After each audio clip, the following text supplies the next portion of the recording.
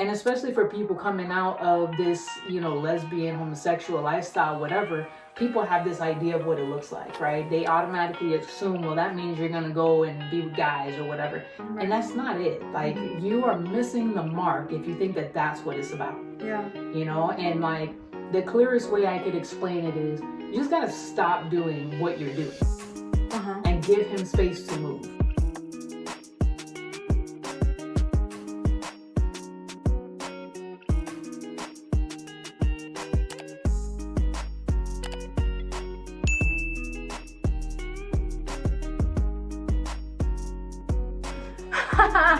Not robotic at all. I think honestly, okay, so hello, welcome to the I Rise with the Sun podcast. I'm Yami. I'm Kathy. We just went through the most horrendous, no, not horrendous, I would say that's a little exaggerative, but we had mics and there was 2 of them, but only one of them worked. And so we went to our pastor, Maddie's house. We got, she set us up with like 5 different things before she was like, no, you're gonna take my little Rode mics, the little ones that the influencers use. And she's like, here you go, boom. They worked at her house. And then we got here, charged everything up, whatever. And it's just not working. It's not happening. So we're using the raw, just phone audio today. So if it sounds kind of rough, that's why. But hopefully it's still gonna be an impactful message today. And not message, it's more of like a conversation. Yeah. And you can gain something from it, learn about some things, and have a good time with us. So tell us a little bit about yourself, Kathy. So I'm Stop that again. The clap. It's literally the cut. All right, you ready? Do you clap back in? So my name is Kathy. A couple of things that I enjoy. I love playing softball. I love really anything outdoors, any kind of sports I'm down to play. I still like basketball. I have a basketball hoop outside my house. Spent a lot of time with my nieces and my one nephew. That's probably my biggest passion, is the place I find the most joy, is spending time with them and just doing the things that kids love. They keep me active. They keep me healthy. So that's mostly about me. If you see me out and about, I probably have 1, 2, or 3 of them with me. That is true. That is very true. Well, I personally know her from years and years ago. We met at the church we both used to go to. We did missions together. And even recently, we were in a play together. Well, kind of. Yeah. She was like an assistant to the director, and I was one of the castmates. So, and now we're going to church together again at our pastor's church, Pastor Tim and Maddie. It's called the Mesa Community Church, an awesome church in DeBerry. If you need a church, there's one to go to right there. But yes, I really wanted to talk and sit down with Kathy today to just kind of hear her heart. She's an amazing woman of God. Tell me about your like journey into ministry and like how that path went for you. So after I gave my life to the Lord, I realized that I didn't know that much about him. I had a personal experience, which is what had drawn me to him, but I didn't know that much about him. And with my testimony, so many people were telling me, you're going to do things, you're going to do this. Well, I need to know what I'm talking about, right? So I don't want someone to challenge me on the word and I have no idea what it says. So I started going to the school that was run through the church. Yeah. And because I already had a associate's degree, I was able to graduate with my bachelor's. So I don't actually have credentials through any organization, but I do have my bachelor's in Bible and theology through Faith Christian University. Oh, nice. Yeah. I also don't have my credentials either, but I too got a similar degree, like a bachelor's degree. But what's something that sticks out to you, like theologically wise? Is there something like that piques your interest a little bit more than other things? Or like something that's like, oh, this is cool, or something that sticks out in your mind a little bit? I mean, no, to me, the coolest part is that when you read the Bible and you see the people that God used, they all came out of a mess, and when I was younger, I felt like I might have had to live like this perfect life, not that anyone made me feel that way. This was just the idea that I had. And when I finally came back to the Lord, I went through, and I still do go through a lot of doubt. Like, why would he use you? This is where you came from. But when you really pay attention to it, almost everybody that he uses in a mighty way was someone who had some sort of crazy mess that even if it happened today, we would be judging and asking how could you be used today like this when 4 days ago you were saying that, you know? So to me, that's the coolest part, is that I came out of a mess, and if he can use David or whomever, then I mean, there's no shortage of blessing and overflow for me. That's good. That's really, really good. You talk about your mother a lot, and she seems to be a really like big, impactful person in your life. Can you talk about that a little bit? Well, my mom was, I mean, she's been my best friend as far as I can remember back. My dad was the kind of dad that wanted to provide, and so he was working a lot, but it afforded my mom the opportunity to be a stay-at-home mom. Yeah. So she's the one who took us to school and went to ball games and things like that. But as I got older, she just had this really awesome way of being my mom, but being my friend. And I knew in the conversation which she was in that given point. There was never a gray space. There was never an argument where she had to say, hold on, I'm not your friend. You know, there was just this understanding of I could talk to her like I talked to a friend about any and everything, but there was also the respect of she's still my mom, and I can't talk crazy to her. Yeah. You know, and so by being that, as I got older, even though she didn't agree with a lot of the things that I got myself into, because we were friends, she always had an ear open to me. But because she was connected to the Lord, the advice she would give me always pointed me back to him. Back to him. You know, but in a very gentle way.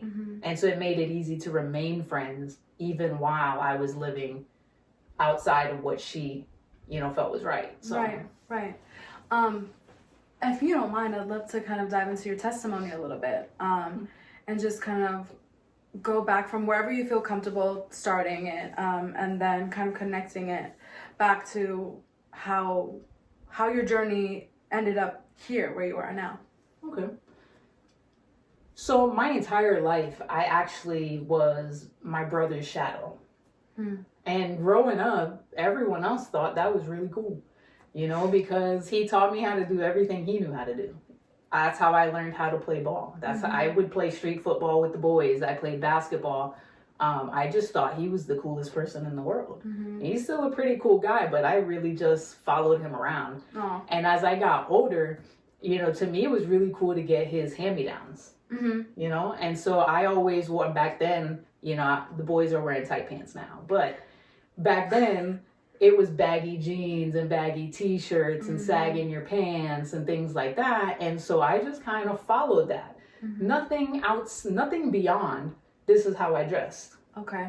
Right? And when I moved up to Florida, things started to take a change. Number one, I moved up when going into middle school, which friend groups change, identity stuff starts coming up, things like that. But because they hadn't grown up with me and my brother the way we were, it wasn't cool to have your little sister around, you know? And no one saw it as I was just a little sister following in his footsteps, and this, I dressed like this because he dressed like this, right? It was never that. So as I got older and I moved into high school, actually in 10th grade, I was kind of feeling like I just didn't feel comfortable in my own skin, right? And it was around this time that new ideas were starting to be introduced. Everybody's got a boyfriend or a girlfriend, and you want to be part of that too. And but I just didn't fit, you know. I would describe it as like a tomboy, but maybe dressed a little more masculine than the typical tomboy. And so other people started to put me in a box. Long before I ever even started to think about, you know, what am I, who am I, you know, other people started checking the box. And it's actually funny because my mom was sitting in the stands at a baseball game when she heard a conversation where it was like, oh, you know, there's Mike. He's so cool. Oh, but did you hear about his sister?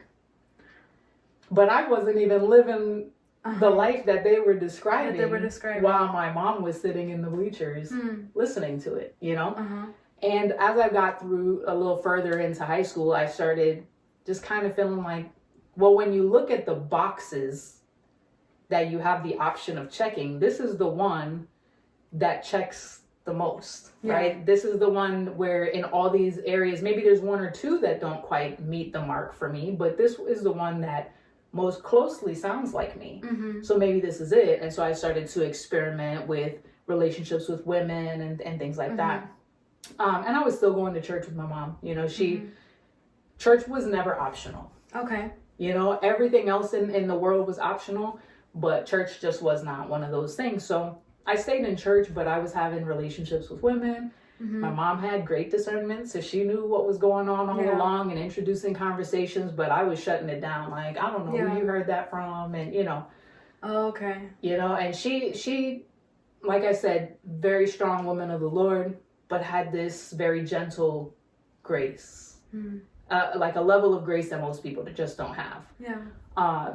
And so throughout my high school years, I got deeper and deeper into this identity to where like, this is just what it was. I was no longer questioning, this is how I lived. I actually lived that life up until about 7 or 8 years ago when I gave my life to the Lord. You know, went through some things with church where that's concerned. As I got older, I didn't really want to participate anymore. But then I started going back to church a few years actually before I gave my life to the Lord. So, okay. Yeah. So you were saying that essentially you were fitting into a mold that was like almost like a preset based off of just certain little things that just happen to be part of who you are, like your brother, being his friend, wanting to follow him around, you know, wearing his hand-me-downs, which is all normal things. So the beginning of I guess your relationships with women started just because you were like, okay, this kind of feels like a place where I fit in. Is that what you're saying pretty much? Yeah. Okay. I didn't feel like I fit a group. Like even throughout high school and stuff, you know, there's cliques. Yeah. I played ball in high school, so I should have been part of this particular clique. But I was the one who didn't have a specific table at lunch. Because today I might chill with the cheerleaders. Yeah. Tomorrow it might be the football players. Yeah. And I would just bounce from table to table, right? And I didn't have the clique. But, you know, you have your identity boxes, especially in high school. When you're trying to figure out who you are, you have your identity boxes and people start to push you in there because of what you look like, what you sound like. Well, when I played ball at lunch, I played with the boys. Yeah. You know, I didn't play with the girls because to me, I grew up playing with other boys, so they weren't on the same level as I was. Yeah. Right? Like as far as skills went, it wasn't as fun to play with them as it was with the guys. The guys were more full contact. That's what I was accustomed to. Yeah. So just things that were in my comfort zone because of growing up with my brother and things like that, automatically started pushing me in a specific way. Right. And people had this idea of who I was long before the curiosity for me ever sparked. But when I started hearing about what people thought, then I was like, maybe they're right. Maybe that's why I don't feel comfortable in my skin, because I'm trying to be something other than I am. And, you know, and I had little boyfriends and things like that leading up. Nothing serious, because obviously I was young. But it like sparked a curiosity for me. Yeah. And I didn't go to a church that had a lot of kids or even a lot of teenagers. So the friends that I had were friends in school, not friends from church who knew the word or were getting advice from people who knew the word. Yeah. So when the first female approached me, okay, and so I you had were this, approached. Yeah, I had this curiosity. Okay. I met someone, she was already living this life, and then showed interest. And so that sparked my interest, and it was just like a snowball from there, because of course, the people I'm turning to for advice are not people who know the Lord, right, who know the word. I see. It's people who are saying, oh, well, if that's who you are, then cool, go do it. You know, and that's horrible advice. But when you're living it, that's what you want. Yeah. Right? Even when you go to the Lord today, I'm 38 years old. When I go to the Lord today and I say, here's my problem, I'm usually like, here's what I would like the result to look like. Right? Yeah. And so when he tells me something that sounds like a slap on the wrist, maybe because it doesn't look like what I want it to be. But as a kid who's like journeying through and trying to figure out who I am, do what makes you feel good is absolutely horrible advice. Oh my gosh. You know, and that's the advice that I got, because I knew that in this particular area, I couldn't talk to my mom, or at least I thought I knew. Oh, that I okay. couldn't talk to my mom about this Yeah. because she would talk to me from just a biblical standpoint and not like, this is what makes me feel comfortable or happy Okay. or whatever. And Mhm, so I mhm. didn't have the conversation with her, Right. though she knew what was going on, because like I said, she had discernment. She had a very close connection with the Lord. The Lord used to tell her things when we were kids that we had no idea how she knew, and it's because the Lord would show her. Mhm. But yeah, so I didn't have those conversations with her, and I got my advice from other dumb kids. Right. So a lot of people think that I've heard this said before, that's why I want to bring it up, that if you're starting to be attracted to, the same sex, whatever, you have to have some kind of traumatic incident happen in your life for it to kind of feed off into this lifestyle that you're now in. Can you relate to that at all, or do you think that's just kind of something people say to make sense of it? I don't know that it necessarily has to be traumatic, right? Yeah. So when we think of traumatic, we think of forced acts, Mhm. right? But emotionally traumatic, sure. Okay. As I got older and the more that I walk with the Lord, the more that I realized that the same way I have this comfort with my mom, Mhm. I didn't have the same comfort with my dad. Okay. Simply because he was working most of the time, right? And even when we moved to Florida, he stayed in St. Thomas for years to Okay. be able to afford us living here and give Yeah. us a better education and things like that. Yeah. So I just didn't have the same comfort and safety Mhm. with guys. Even though I had a brother, I mean, you fight with your brother. Yeah. Like Yeah. your brother's not going to protect your feelings Mhm. at 14 years old, right? He's probably the one not who's at hurting all. them. Yeah. Right? Yeah. So I didn't have the same level of comfort and safety Mhm. with guys Okay. that I did with my mom. Okay. And so could I tell you, yes, that has something to do with it? No, but I could see how it would. Yeah. How I would find safety and emotional connection Mhm. with a woman versus a man. I could Yeah. see how that would happen. I Yeah. don't know for sure that that's necessarily what took me in that direction, more so than just really feeling uncomfortable in my own skin. Right. Because again, I had little relationships and things like that. Mhm. I will say there was a point in time where I genuinely, this is after my mom was very clear with me that she knew what I was into, and Yeah. I gave a genuine effort into living differently, Mhm. right? I did private Bible studies with the pastor, and I Okay. was involved in the adult Bible studies even though I was a teenager, and I did a lot of extra foundational work because I was like, well, I know she's right, Yeah. so I need to do something differently. Mhm. And I tried that, but I also made some very bad decisions in doing that and put myself into a situation where someone tried to force themselves on me.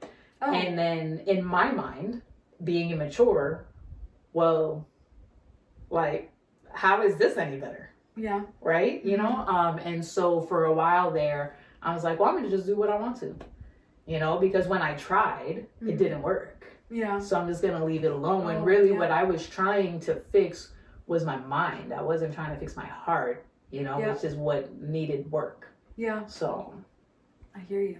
Okay. I see. Did you find, by the way, did you grow up in the same church that we met at? Like, no.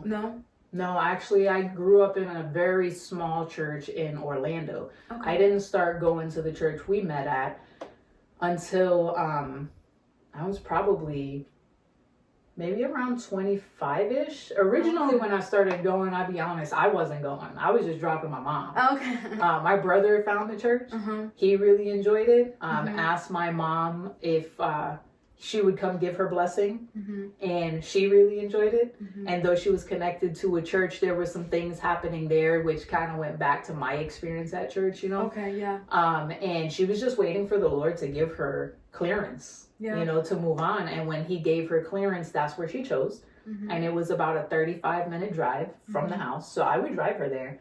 And Oh, wow. eventually I would just sit in service because it didn't make sense not to. Yeah. And while I sat in service, I was getting the word even though I didn't plan to. And yeah, the seed had been planted, and slowly but surely things in my life that I didn't recognize were changing. So. Okay. Did you ever find that like church folk had opinion? Well, I'm sure they do. And did you ever find, like, especially in your younger years, or maybe the first few years, that you became like a little bit more serious in the church? Did you find that people had something to say about who you were based off of just what they perceived? I don't know if I understand your question. So you spoke a little bit about how you like to dress a certain way. And you like sports and things that maybe other women aren't super open to. Did you find that there was judgment towards you because of those things before they even knew that you were in these relationships? So it's hard to say, right? Because people aren't often blatantly saying these things to you. Yeah. Right? Often it's you catch a look, and maybe I'm just making up what that look felt like. Right? What I will say is when I started going to the church that we met at, I was intentional about being as noticeable in that area as I could. Like, I want to see how you are going to welcome me. When I look exactly like what I actually am, right? Yeah. And I'm gonna make it really clear, so at this time we're talking baggy jeans, fitted hats and stuff like that. That's how I dressed. And so where I might have toned it down going to church, normally I would, tone it down a little bit. Yeah. I dialed it up. You dialed it up. And I wanted to see, like, are you gonna give me your hand to shake when I walk in like you did the first 10 people? Or are you gonna find a way to turn your shoulder to me when I walk in? And I was welcomed, very openly. Good. And so that's one of the reasons why I felt comfortable when I brought my mom. You know what? Yeah. I will sit in with you. And then if I'm being honest, like, it was very early on the pastor started having sermons that had to do with sexual things and not just identity, but all of the things that come, right? It's usually all kind of lumped into one. Yeah. But I appreciated the way he talked about it, right? In that it never felt, at least to me, it never felt like a personal attack. Okay. And so I still felt comfortable showing up, even though I was a little uncomfortable in the conversation, because that's when you feel like everyone's looking at you, like everyone's got to know at this point, So they're probably all looking like, is she listening, That's what it feels like, right? Yeah. Not necessarily what it is, it's what it feels like. But I appreciated the way that he spoke about it. And so at first sight, it was very welcoming. Okay. Now, I will say that once I actually did give my life to the Lord and people were aware, right? Because you would see shifts, right? Sometimes you sit back, especially in a larger church like that, and you start to see, they're down at the altar. That's never happened before. Oh, they're there again this week. But it's a different topic. Like, what is going, And so there were people who I didn't realize were following my transition. Okay. And so they're seeing these things. And so, yes, then people have this expectation of, well, if the Lord changed your heart, he's going to change your wardrobe. Right. Just as quickly, right? And back then, I had faded hair at this point. I had cut my hair off. I had like a number 2 fade that I kept done every 2 weeks, Okay. I had my always appointment with the barber, And so there were people who felt like that should be changing rather than being more concerned about the changes that were happening on the inside. Be happy that I'm here on Sunday. Be happy that you see me at this altar. Yeah. Be happy that you see my hands raised. Be happy that I'm here on Wednesdays for Bible study, because that's an extra measure. Yeah. You know what I mean? And so be happy with these things that you're seeing. Be a little less focused on what I look like on the outside, because the transformation happens from the inside out, you know? And so there were people, even up until, when my mom passed, there were some people who didn't realize what we had been dealing with over the past few months. They just realized I hadn't been at church. And really, the reason why I wasn't at church was because I was watching it from the hospital with my mom online, because she still wanted to participate. But there were people who questioned if I was still walking with the Lord. And the verbiage in the question is how I knew what exactly was on their mind. Like how? You still walking the straight and narrow? Straight and narrow? I'm gonna throw up. Listen. And I just remember, I remember one particular person asking me this question, And I lost my sense of do the right thing. And I was like, yeah, my mom was dying. How's she doing? She's dead. Oh, no. And that was my response, because how dare you question how I'm living because you haven't seen me. Because you haven't seen me, right? Because you haven't seen me in a few months. You're automatically assuming that I've gone back to this lifestyle that at this stage I'm 7 years out of. Wow. Why would that be the first thing on your mind? Mm-hmm.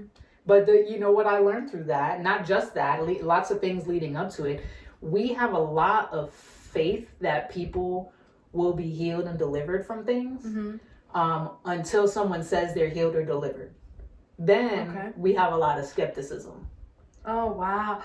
So, and that's kind of what I've encountered. It's like the Lord could do it. He could do it for you. Yeah. Did he really do it for you? But did he really? Like, are you sure? Yeah. Because your pants are a little baggy today. Oh. Are you sure? Because I noticed you've been wearing hats a lot lately. And so we have skepticism until we actually see the miracle in front of us. Like, up until then, we're like, yes, he can do it. Then he does. And we want to question, did he really? Yeah. So good. I always like to talk about this. And even on my last podcast, I mentioned how people always like to tackle the behaviors before they tackle the heart. Like, they expect as soon as transformation happens inside that it has to translate to the outside. Right. Which is not the case at all. Typically it takes, first of all, that goes into question which behaviors are even incorrect in the eyes of God, really. Because what you wear on the outside, especially when it comes to like t-shirts and jeans, like you know what I mean? Like, shouldn't you be happy that I'm covering my baby? Right. Rather than like going to the other extreme that most of the other girls that I knew were doing, Come on. So, yeah.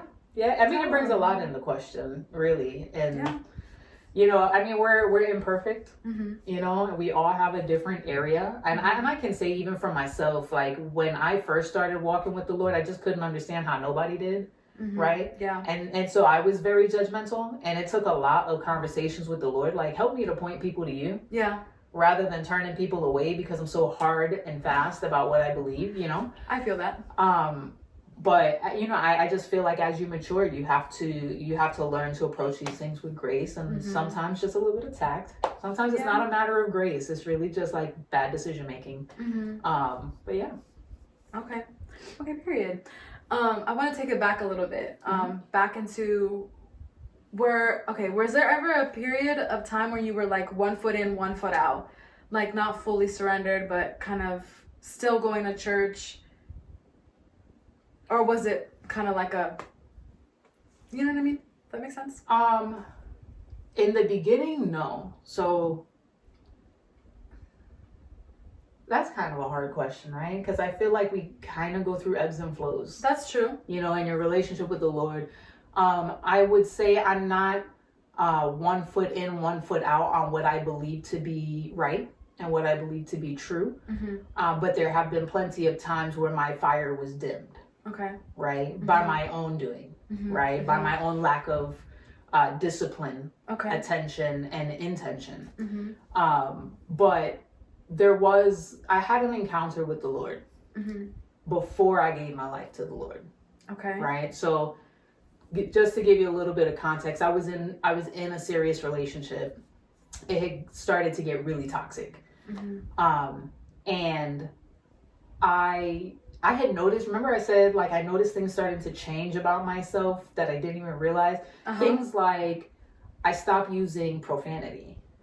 Profanity really made my blood crawl. Okay. Like, it really just irritated me when people would cuss just for the sake of cussing. Yeah. Right? And the person I was with seemed like that's what they were doing. Maybe not, right? Maybe this is the lens I was seeing through at this stage. Well, yeah. But I would just be irritated all the time by this stuff. And there were other things going on. It kind of got toxic and it abruptly ended. Okay. Right? And shortly after that, I went to a women's conference. And that was the first time that I had like this really clear message from the Lord. Because, and I've told Marai this before actually, because the person was speaking to her. This person was, the guest speaker was like prophesying to her. Yeah. But she said something to the effect of, if you're hungry and you're ready, you need to be right here. Right. And then she opens an altar call all of a sudden. Yeah. And I just remember the Lord telling me, like, you need to be the first one down there. Because I don't like to be seen. Like, this is very uncomfortable for me. I don't like to be the one, you know, being the forefront or talking. And so I just remember going down and the pastor's wife coming and praying for me. And she turned, in my mind, when I'm sitting at my seat, as soon as she said, if you're hungry and you're ready, in my brain I heard, I'm hungry, but I'm not ready. Okay. Okay. But then I felt this urge from the Lord to get down to the altar and be the first one there. Which to me, I know this is not like me. So it's not me who wants to be there, because I don't want anyone to see me doing this. So I go down, the pastor's wife speaks to me. She turns to walk away and she stops and puts her hand on my arm and says, I don't know what this means, but you're ready. Oh, period. Right. Well, don't you know the next day, the person I had been with, I had been trying to make it work. Yeah. Just wanted to point out that during this part of the video, my camera just shuts off entirely and we didn't really know what part of the conversation we had stopped talking at. So we kind of just kept going. So if it seems like we're kind of like going off on little random tangents before getting back to the original point, that's why. But keep watching. Stay tuned. She was mentioning earlier about the fact that it's not really about being 1 foot in and 1 foot out with the Lord, especially when you're growing in your relationship with Him. It's more like your fire just kind of dims every once in a while. But isn't it beautiful that, you know, we can get to those seasons where we're on fire for the Lord, you know, and that He's always there and He's, you know, He's always with us, which is amazing. I just love that perspective, and I think it can help a lot of people. Yeah, I think for me, it's like the practical application.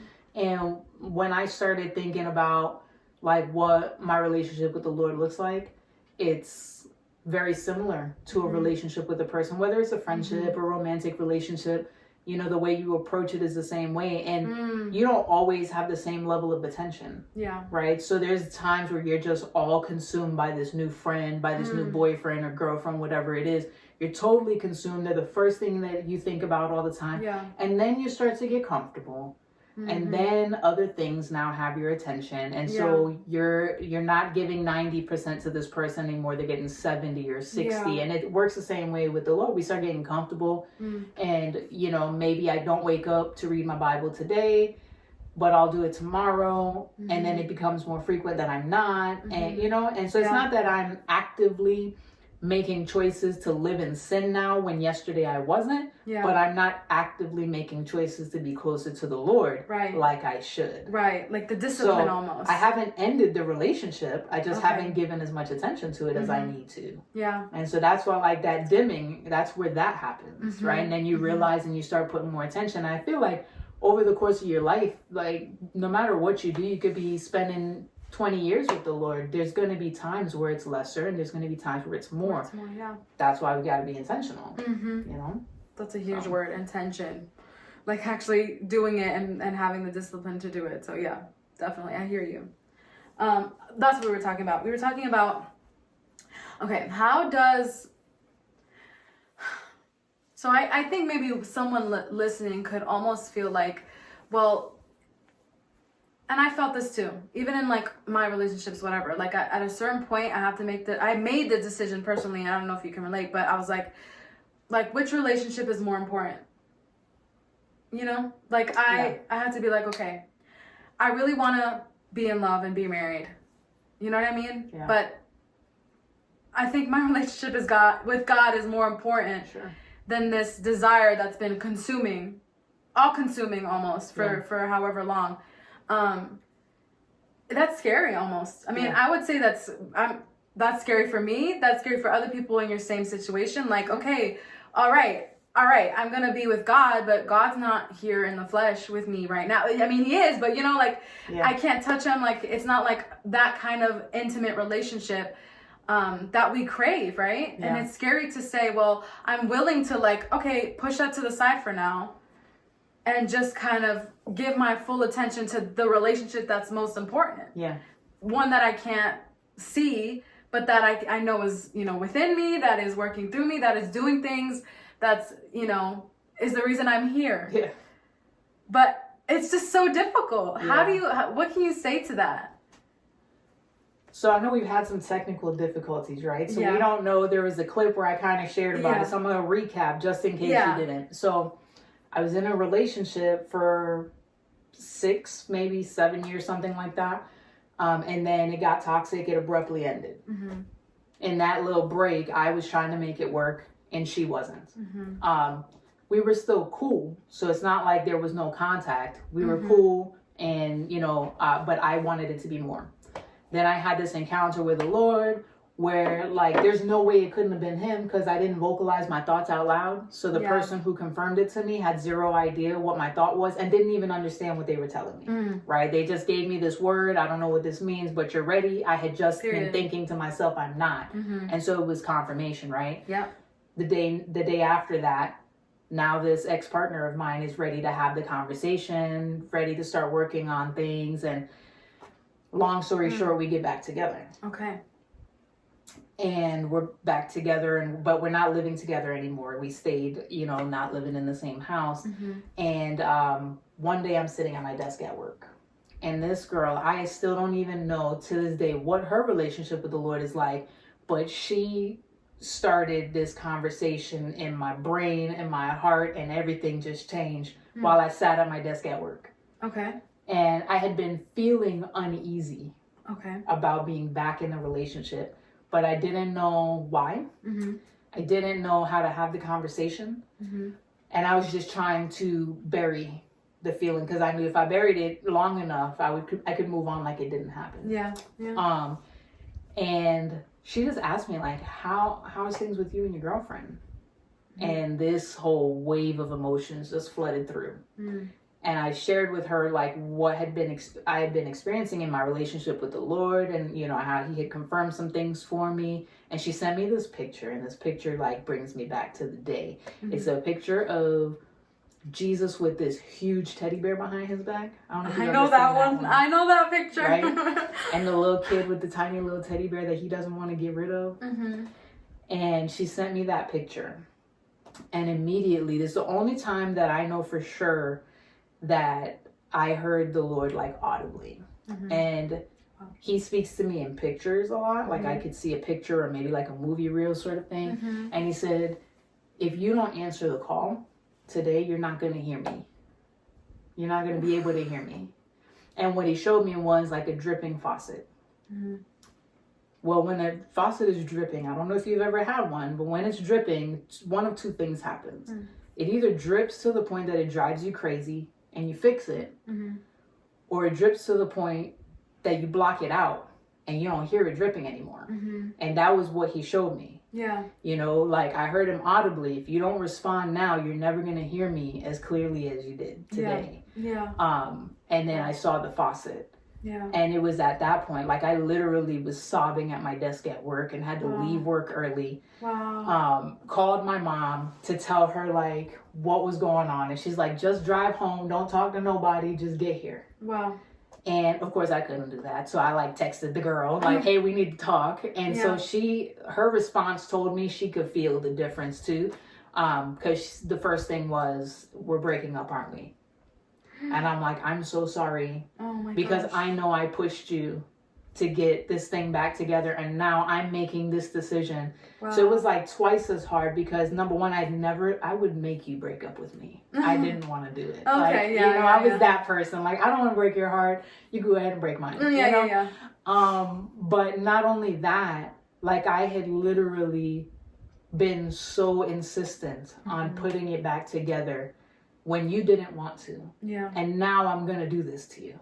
So it was hard to make that choice, you know? Yeah. And especially for people coming out of this, you know, lesbian, homosexual lifestyle, whatever, people have this idea of what it looks like, right? They automatically assume, well, that means you're going to go and be with guys or whatever. Right. And that's not it. Like, you are missing the mark if you think that that's what it's about. Yeah. You know? And, like, the clearest way I could explain it is, you just got to stop doing what you're doing and give him space to move, right? If you stay in the mud, it doesn't matter how much clean water he pours in, the water's still going to be muddy. Yeah. You just got to step out of the mud. You don't got to get on the other side. Yeah. Just step out of the mud. Let him clean you off. Let him tell you what he needs from you and what he wants from you. And then move from there. Yeah. You know, because there was a lot of expectation. Like, oh, does that mean you're going to be with guys? Well, no, I'm just trying to figure out. Who asked you that? I'm sorry. No, Who asked you that, bro? So many people. Well, would it be, and people who knew me. Just right out the gate, like, okay, well, I'm not. Yeah, why not? Why not? Oh, my gosh. You know, people would Y'all ask, gotta like, get does this together. mean that you're going to be, you know, in relationships with guys? And for me, it was just, well, no, like, this whole thing is new. You know, I have to see how, like, I don't even know what to do. Yeah. You know, at this stage, I'm still trying to figure it out. But I just knew, like, that this was something the Lord was telling me to do. And I just needed to do it. Yeah. And that was it. There could not be a gray area, because the picture of not hearing him again was scary. Yeah. And I did not want that. You know, so, you know, you have to make the tough decisions. Turned out to be a really good one for me. That's good. You Praise know, God. Because there's always that doubt, right? Like, the world is telling you, like, God's not real. So then when you finally do experience him, you start to think, like, is what I'm experiencing something I made up? Yeah. Because, like, I want to be right because of my mom, because of this. Like, am I really experiencing it? Or is this all in my head? Right. But there was no way that girl could have known that message that day was gonna change the trajectory of my life. Wow. Because she was actually someone I had a relationship with in high school. The lady at the girl who messaged me, who sent me the picture of, yes.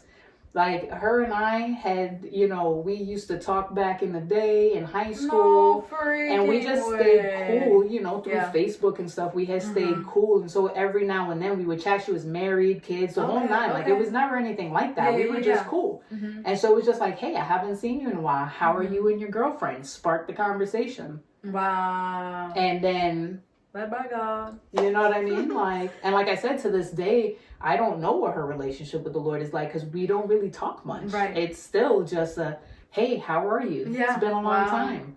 Wow. You know? That's crazy. Yeah. So then how do you doubt it when it gets to that point? Right, exactly. You know? So up until that point, I had been feeling like maybe it's all in my head if I just ignore it long enough. Right, no. You know? And then the Lord showed me, ignore it one more time and see what happens. One more time. So. Wait, I don't know. Wow. Yeah. How did, so was there ever a time in you and your mom's relationship that was maybe felt kind of strained because of this lifestyle that you were living? Or was it, talk about that. Yeah, so very short period of time, not very long at all. Okay. So we talked about this stuff with the church. We didn't really go into depth, and so I want to be cautious, because, you know, people change, right? Yeah. And some people may not even know that the things that they did have lasting effects, right? So I want to be cautious about that. But when I was still in high school and I went through the period of time where I was doing, like, the foundations classes, the way we got to that was there was this nightclub for teens. Okay. It was a Christian nightclub for teens, and I was asked to come and, like, volunteer or whatever. And I had these really cool jeans, but I wanted a matching shirt. Okay. And my mom told me that she wanted to go to Kmart. I'm like, okay, I just need an orange t-shirt. So I can get that. I'm going to go with you. Yeah. She knew I would go with her. I went everywhere with her. Yeah. So it was a setup. Oh, no. And I knew it was a setup. Uh-huh. She said, we just have to stop by the pastor's house real quick. Yeah. And as soon as we pulled up, when I saw the cars that were in the driveway, I knew it was a setup. Oh my gosh, an intervention. Essentially. My mom did that to me once too. Essentially. And I just remember it was probably the worst our relationship ever had been, because she put her hand on my back. And I remember just saying, don't touch me. I hate you.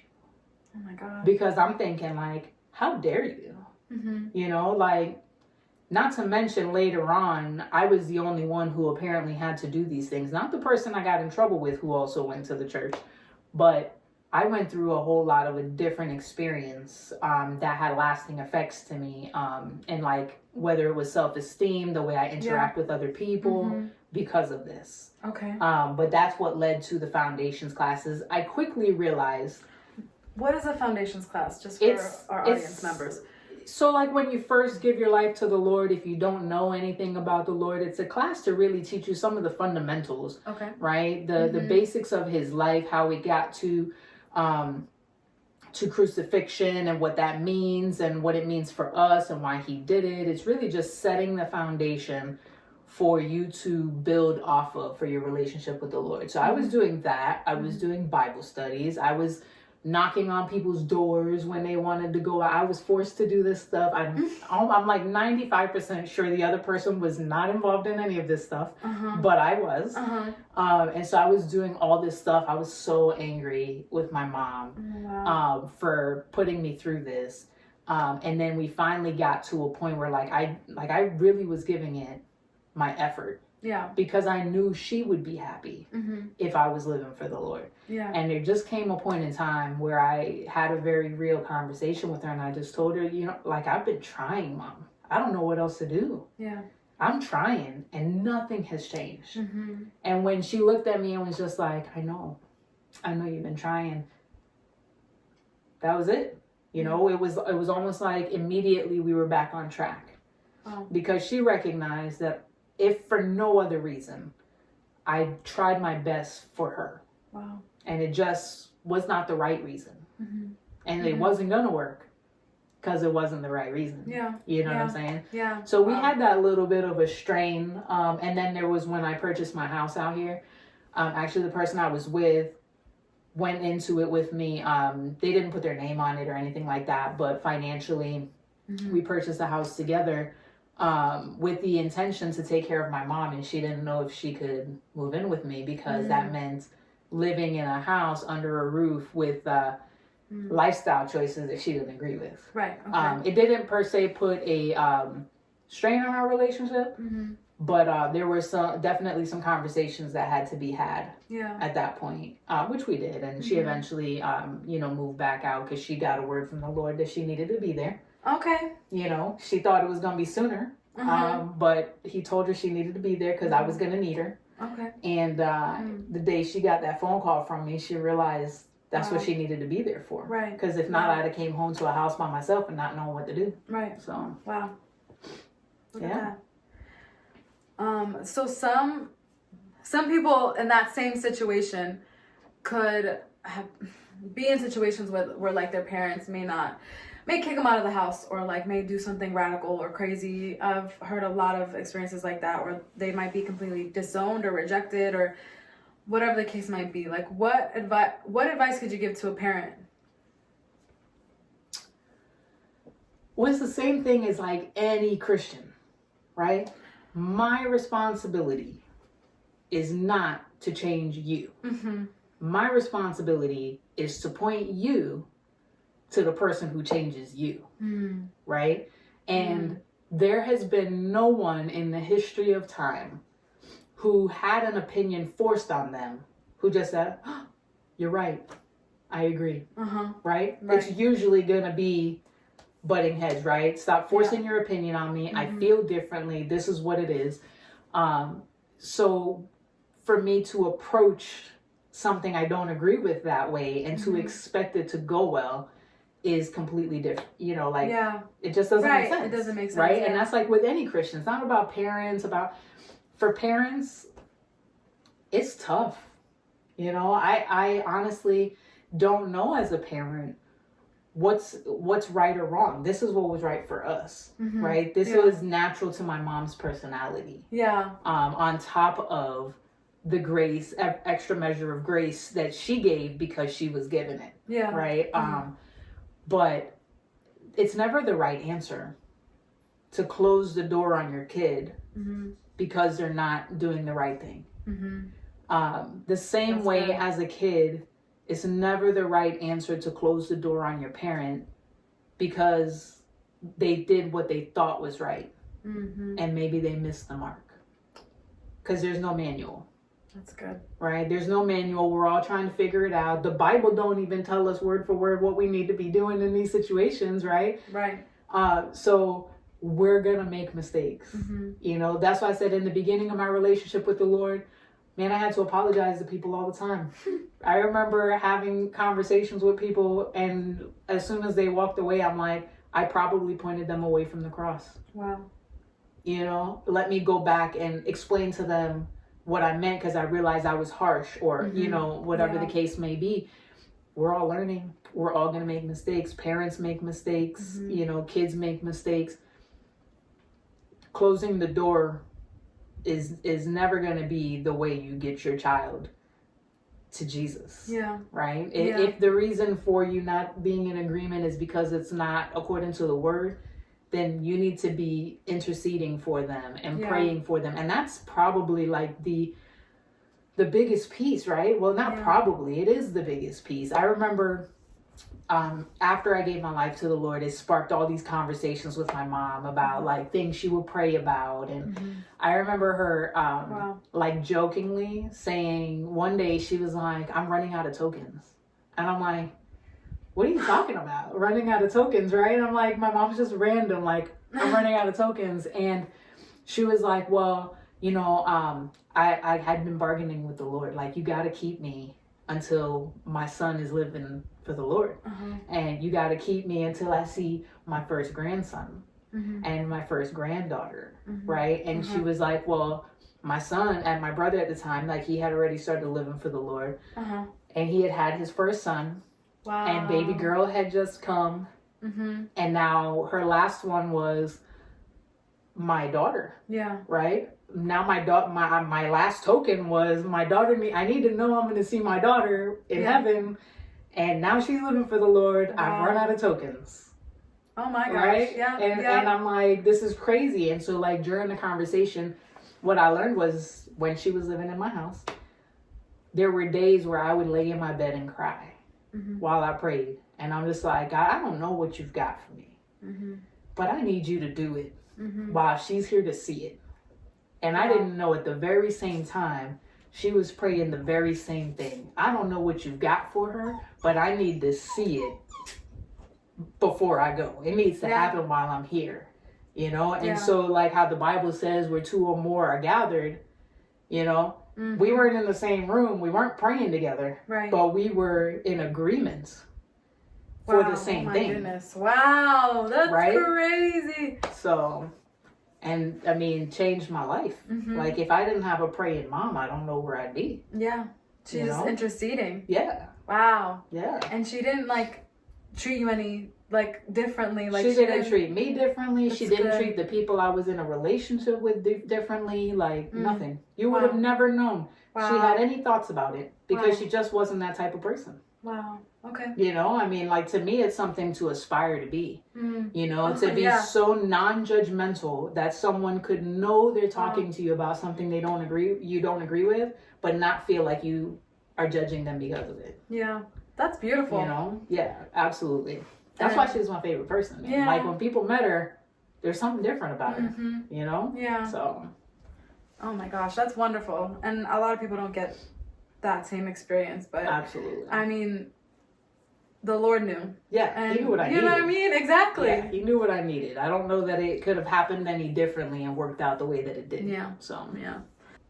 Is there something that are there things that you still struggle with when it comes to like temptation wise, when it comes to like wrestling with certain things or in general, or is it like just something you don't think about anymore? So the attraction and the desire was something that left almost immediately. Oh, wow. Yeah. And for a very long time, when people would hear my testimony, they would automatically say, because of the time we live in, like, oh my goodness, you're gonna reach so many people. And in my mind, I would say, I'm so unqualified because he took the desire and attraction away like that. How could I ever talk to you about struggle when I didn't have to struggle? You didn't have. What do you mean? That's great. That Praise is God. great, but how do I relate to How do you you relate if you're to- struggling? I hear you. How do I hear tell I you do. how to get out of your struggle? Yeah. There's nothing that irks my soul more than somebody standing 10 toes down on how to do something they've never had to do Yeah. and tell you just need to do it. Yeah. Well, you don't know how hard that is if you've never had to do it. Yeah. You know, I didn't realize up front that I hadn't dealt with a lot of the emotional stuff. Like what? Like this had just ended. Right? And my focus was all on like God and doing God's work and getting to know God more and doing this and doing that. And I was still really great friends with this person. Okay. Because she very shortly after, you know, had a child. I'm very involved in the child's life. And so we're always around each other. There's actually a point in time where she comes to live at the house. Yeah. Because that's what was best for everyone. Wow. And what I hadn't realized is that there was never a point where there was a severing of the emotional relationship Okay. that we had until she started dating. Oh. Right? Yeah. And my concerns, though they were primarily around like the child and how this is going to impact her and just being make sure you're very cautious because, you know, you don't want to bring just anyone around her. And, you know, like that, though that was my primary focus. What I didn't realize was I was also kind of just now going through the breakup. Wow. Even though it was years later. Yep. Okay. Even though it was years later, because the conversations that we were having about being cautious where the child was concerned were causing separation in our relationship and in our friendship. Yeah. Right. And so when we were not on good terms as friends, that's when we were like, to me emotionally, I was going through the breakup. She might have gone through it when I broke up with her. Yeah. I had not gone through it because I was so in a whirlwind with everything else that was happening. Yeah. That's why it had felt easy up until that point. Then I was riddled with anxiety about, you know, losing access to the kid that I've, you know, created this bond with. And if, you know, all these other things, if this person comes into your life and they say they don't want me there, how does that, you know, impact the little one? And these things created lots of anxiety and things. So that's when I went through the emotional breakup. Even though, like, physically, spiritually, those things, they had all been cut years before. Right. You know? Wow. That's so interesting. But it makes sense. Because you just kind of, like, just went through this time in your life where you're like, okay, well, I'm on fire for the Lord. And then it's just like, okay, well, when it comes down to, like, the nitty-gritty of, like, okay, this is a possibility that there might be someone else in this child's life. And now I have to figure out how to navigate that. Would you consider yourself to be a co-parent to the child? Yeah, that's what we are. And we have a really healthy co-parenting relationship. Prior to, like, when this stuff was happening, it was very, like, full-time, right? Because they were living in the house at the time, you know? And so some of my fears may have been unfounded because I almost felt like, not to her, but to the child, I was going to be replaced. You know, because I had been the second parent the whole time. Yeah. So that's where this whole ball of emotions came up, and one thing leads to another. And, like, you have to think about it like serial daters and stuff like that. They get hurt, but they don't ever address the hurt before they move on to the next one. And then one day, like 10 years from now, they're dealing with all this mess because they never nipped it in the butt 10 years ago. And it was kind of like that. There had never been like a clear cut, though we had lots of boundaries set in order to maintain a healthy friendship and still remain biblical and all of this. There was never like a specific end. Okay, to the emotional side of it. Like no contact. You didn't do no contact ever, probably.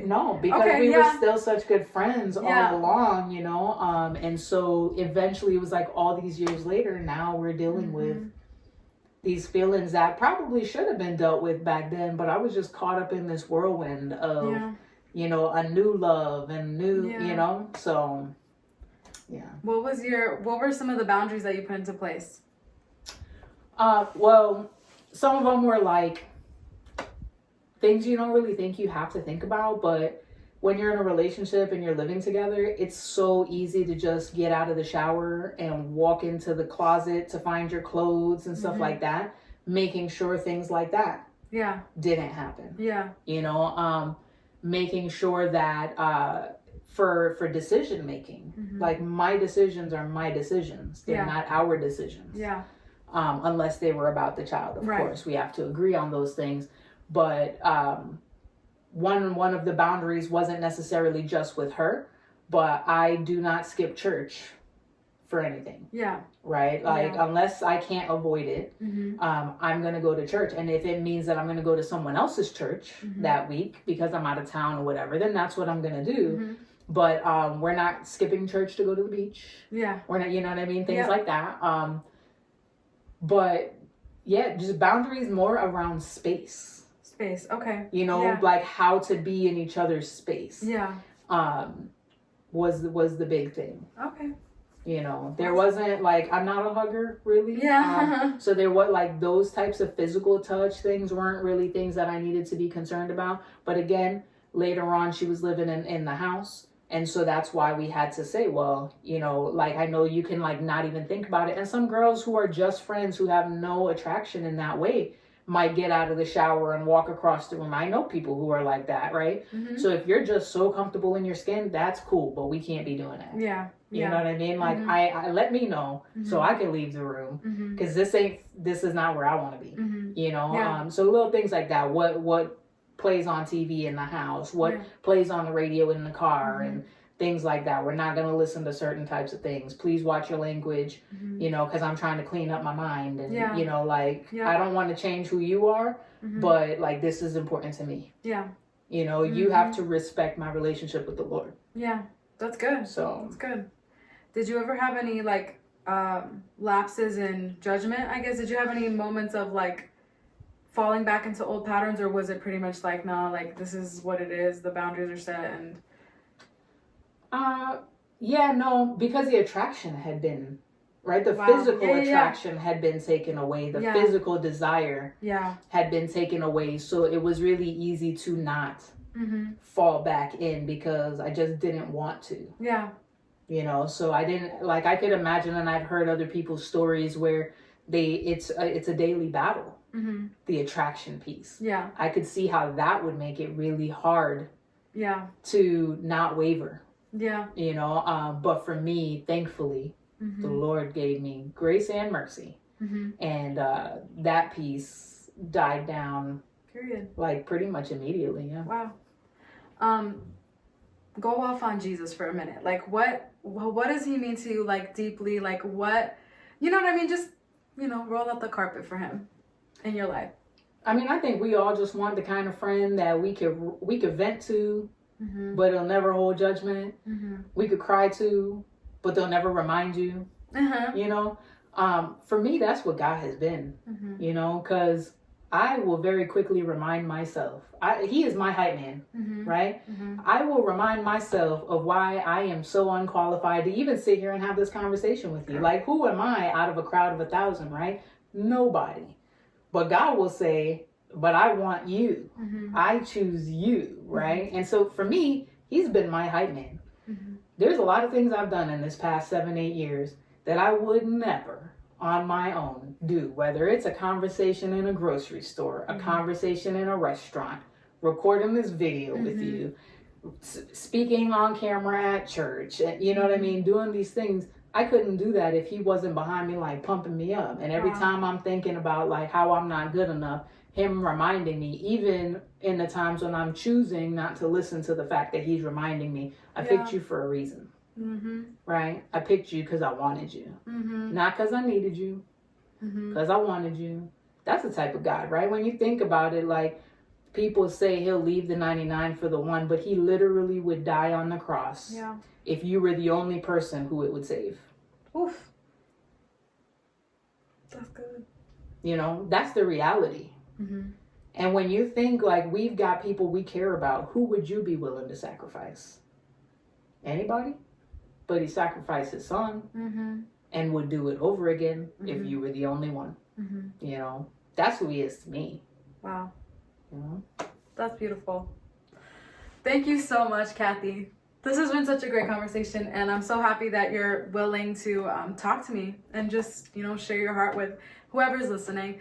I always say I do this for the one, and if there's anybody out here that benefits from just the things that we've said, then all glory to God.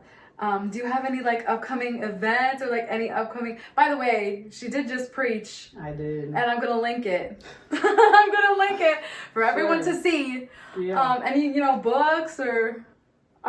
That's something that it's in my brain to do. Yeah, it's not on paper, but it's in my brain to do. There's just so much to consider in direction, obviously, right? You want to go the right direction, the right audience. But yeah, I mean, I don't think there's any reason to hold back on what God has done and is doing. And then, we got the women's conference that we're working on. Oh yeah, we are doing the women's conference. In November, I'll be speaking at that. But I'm sure between now and then, there will be other things. Because I've gotten just to a point in my life where I've decided recently, very recently, I'm just not going to delay anymore. Whatever he tells me to do, it'll be done. End of story. So who knows? Who knows? Okay, period. Well, I'm going to link all of her social media so that you can go follow her, like her, all the things, and see what she's up to. I'm going to link that women's retreat. If you're in Texas, you can join it. If you don't mind just leaving us with a little short prayer, and then we'll end the video. Sure. All right. So if you don't already live for the Lord, we would be remiss not to give you an opportunity to. And it's not that difficult. It's not that complicated. It's as simple as repeating a prayer that you truly believe in your heart. So that's what I would like to do. Okay, period. In closing us out. Okay. I know that you normally do. So go off, yes. Make sure. No, I love that. I'm a fan. Yes. I do listen. I wasn't just pulling your chain. But Lord, we thank you that we have the opportunity to have conversations about you, for you, with no real repercussion to it, because others don't have the freedom to do that.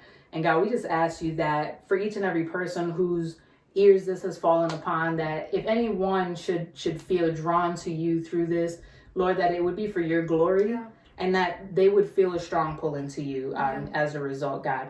And so if that is you, just repeat after me. Lord, I thank you that you give us an opportunity to know you. I ask you into my heart. Help me to be the person that you've called me to be, and to be the Christian that you've called me to be. Help me to hear your voice, to hear it clearly, and to take the active steps towards you, God. In your name we pray. Amen. Amen. Yes. So I'm going to say be well, you say be still, and then I'll say bye. Okay? Be well. Be still. Bye. Hey, it's a wrap.